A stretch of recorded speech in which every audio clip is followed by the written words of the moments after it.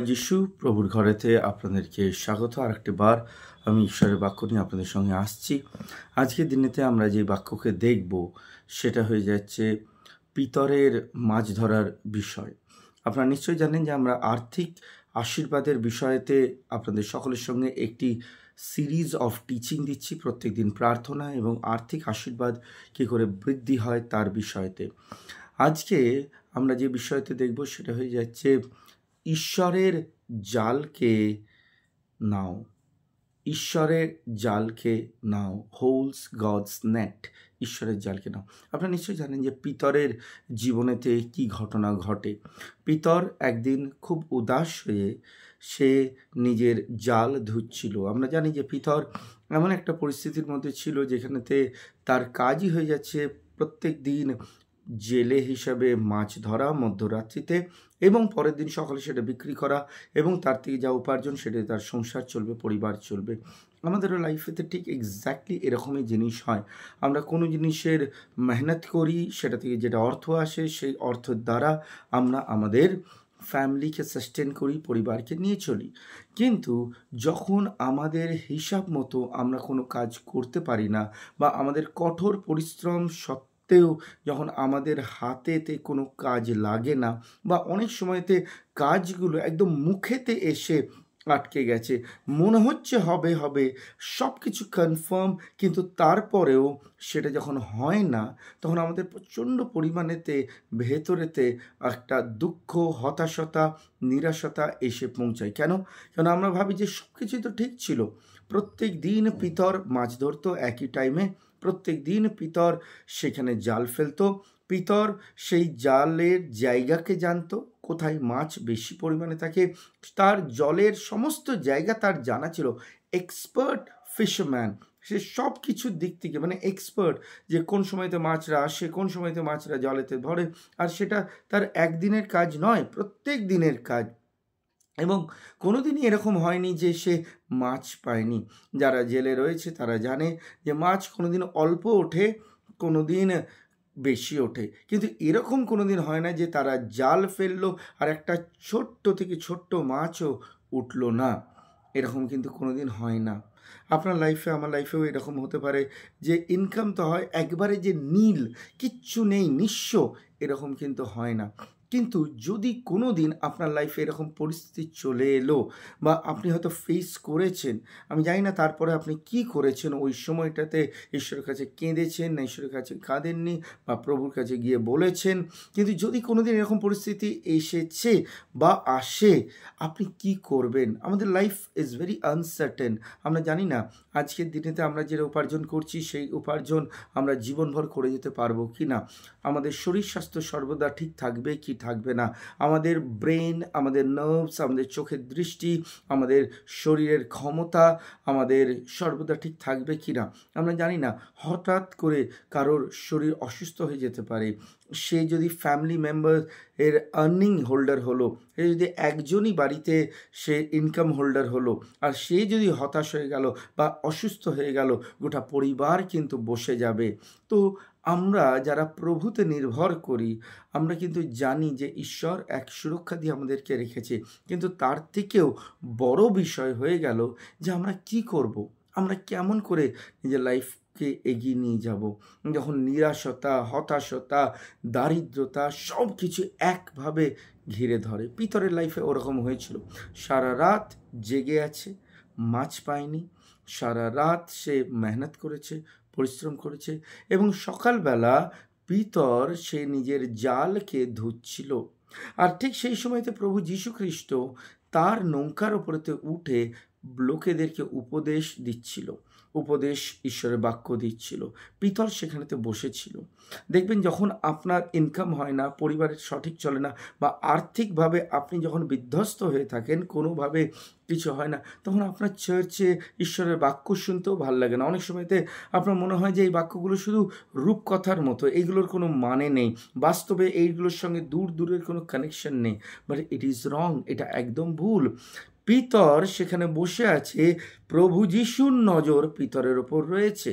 প্রভু যিশু খ্রিস্ট কেবলমাত্র সেখানেতে লোকদেরকে ঈশ্বরের বাক্য দিয়েই চলে আসছে না, ঈশ্বরের বাক্য দিয়েই বলছে না যে তোমরা সেই বাক্যকে শুনলে খুব তৃপ্ত হলে।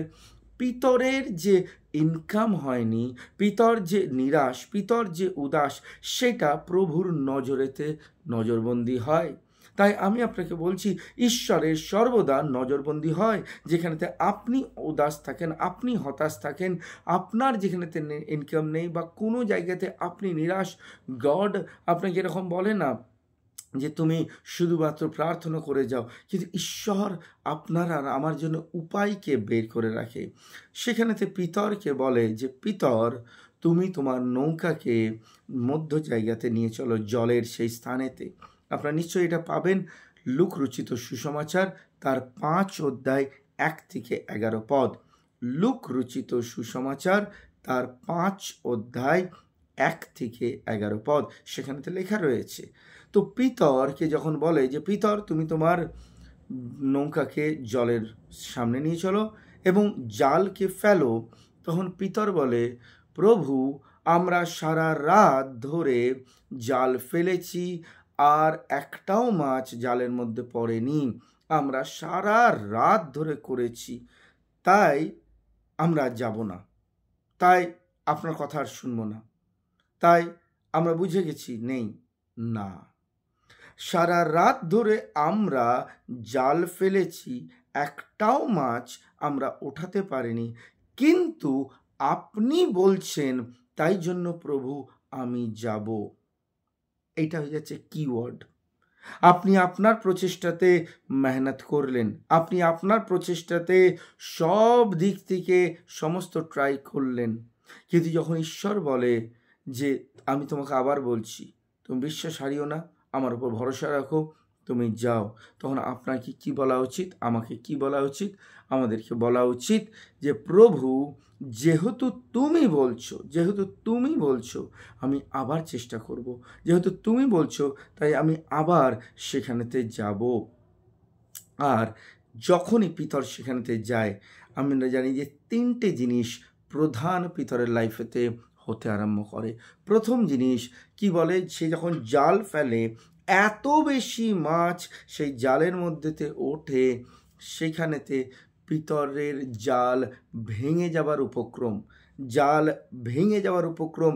তাই সে কি করে, সিগন্যাল দেয় এবং অন্য আরেকটা নৌকাকে ডাক দেয়, বলে এসো আমার কাছে এতে।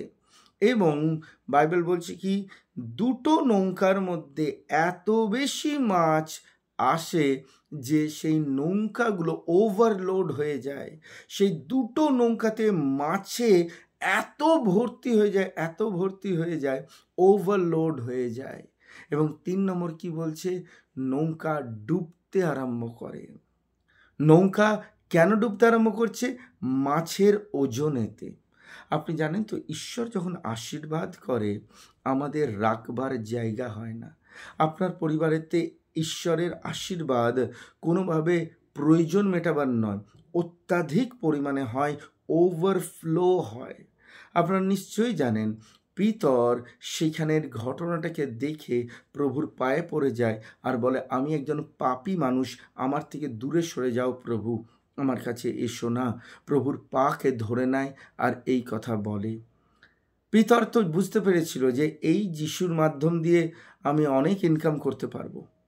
পিতর খুব ভালো করে বুঝতে পেরেছিল যে এই যীশু খ্রিস্ট যদি আমার সঙ্গে থাকে বা আমি ওর সঙ্গে থাকি, তাহলে আমার মাছের ব্যবসাতে কোনো আর লোকসান হবে না, আমার ইনকামে আর লোকসান হবে না। কিন্তু পিতর তার পাকে ধরে বলে, আমার থেকে চলে যাও, আমি একজন পাপী মানুষ। আপনি জানেন তো, অর্থের উপার্জন বা আমাদের জীবনেতে উত্তম বস্তু যখন আসে, তখন সেই সময়তে আমরা ঈশ্বরের অনুগ্রহকে এত পরিমাণে বুঝতে পারি যে আমরা বলি যে প্রভু, আমার মতো অযোগ্য মানুষকে তুমি এত আশীর্বাদ করছো। আপনাকে না, আপনার আশীর্বাদকে গোনা প্রয়োজন, আপনার অনুগ্রহকে গোনা প্রয়োজন।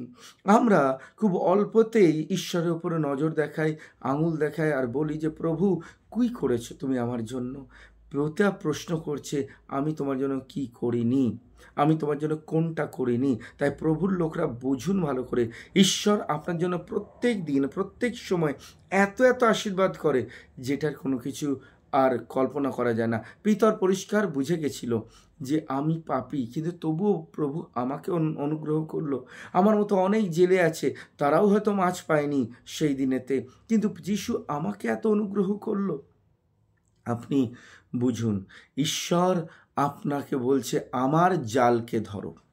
তুমি তোমার জাল দিয়ে চেষ্টা করেছো, একটাও কিছু পারোনি, কিন্তু ওই জালই, সেম জাল, যখন আমার কথার আজ্ঞাকারিতায় তুমি যাবে, তোমার সেই জায়গাতে তুমি সম্মান পাবে, সেই জায়গাতে তুমি ইনকাম পাবে, সেই জায়গাতে তুমি সব থেকে উচ্চমানের আশীর্বাদকে পাবে। যেইখানে আপনি অপমানিত হয়েছেন, যেখানেতে আপনি ছোট হয়েছেন, যেই জায়গায় আপনার অভাব হয়েছে, সেখানে আপনি শক্তি পাবেন। তাই জন্য বাইবেলেতে লেখা রয়েছে এরকমভাবে, যে দুর্বল সে বলুক আমি বলবান, যে দরিদ্র সে বলুক আমি ধনবান, নিজের জীবনেতে হতাশ সে বলুক আমি ঈশ্বরেতে সর্ব আশাবাদী। তাই প্রভুর লোকরা, আজকের দিনেতে আপনি বুঝুন, ঈশ্বরের জালকে ধরুন, ঈশ্বর আপনাকে ওভারফ্লো করিয়ে দেবে। পিতরের জীবনেতে যা চলছিল প্রভুর নজরে আছে, আজ আপনার জীবনে কি চলছে যিশুর নজরে রয়েছে। পিতরকে যেমন ওভারফ্লো করেছিল, এবং পিতর দুটো জিনিসকে নজর করেছিল, এক সাংসারিক তার অর্থ যেটা মাছ বিক্রি করে আসবে, আর এক যেটা ঈশ্বরের অর্থ যেটা জীবনভর তাকে আশীর্বাদ করবে। পিতর দুটোর মধ্যে একটা জিনিস বেঁচেছিল, সেটা কি? ঈশ্বর। আপনি জেনে নিন, আপনি যখন ঈশ্বরেরকে অনুসরণ করবেন, আপনার সঙ্গে ধন আর সম্পদ আপনার জীবনেতে বহুমূল্যভাবে হবে। কিন্তু যদি উল্টোটা করেন, শুধুমাত্র ঈশ্বরকে মানেন যাতে আপনার পৃথিবীতে লাভ হয়, লোকসান নয়, তাহলে আপনি জীবনভর কিছুদিন পরিমাণে আপনি সেই লাভটাকে পাবেন, কিন্তু জীবনভর আপনি পাবেন না। কেননা যিশুর কাছে সুরক্ষা রয়েছে, যিশু খ্রিস্টের কাছে আশীর্বাদ রয়েছে।